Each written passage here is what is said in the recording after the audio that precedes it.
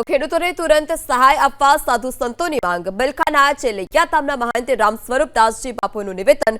ઋષિ અને કૃષિ નારાજ હોય તે દેશનું ઉત્થાન અશક્ય છે તે પ્રકારની વાત પણ રામ સ્વરૂપદાસજીએ કરી છે। દરેક ખેડૂતને સહાય આપવા માંગ કરી।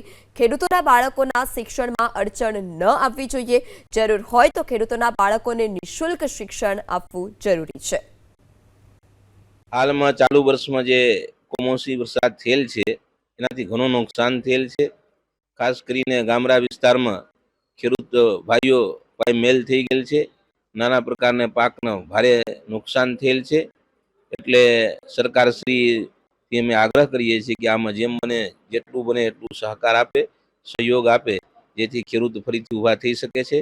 ખેડૂતના છોકરાઓને ભણતરમાં અડચણ ન થાય એને માટે શિક્ષણ માટે પણ એને સહકાર આપે। બની શકે તો નિઃશુલ્ક એને પ્રદાન આપે શિક્ષણ, એવી ભાવના સાથે સરકારથી અપીલ કરીએ છીએ। તો ખાકીવટીના મહંત સુખરામદાસ બાપુની સરકારને અપીલ। ખેડૂતોના હિતમાં નિર્ણય લે સરકાર। ખેડૂતોના ખાતામાં સીધું વળતર ચૂકવવું જોઈએ।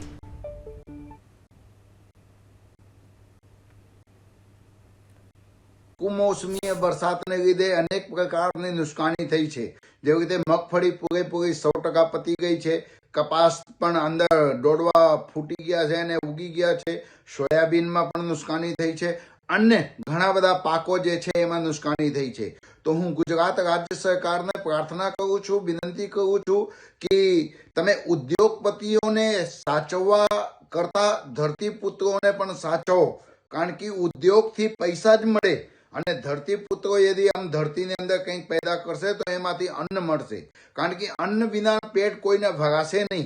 અને આ કુમોસમીય વરસાદને લીધે આપણા ધરતીપુત્રો હેરાન અને પરેશાન છે।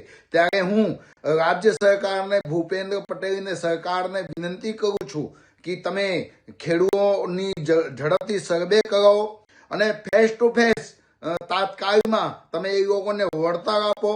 પહેલે ખાતા ખોલાવો, પછી એમાં પૈસા નાખો। એ પ્રક્રિયા બંધ કરીને વચ્ચે પૈસા ખવાઈ જાય નહીં। એટલે ધરતીપુત્રોને ઝડપથી આપ સર્વે કરીને એમને રાહત આપો, એવી હું ગુજરાત સરકારને વિનંતી કરું છું।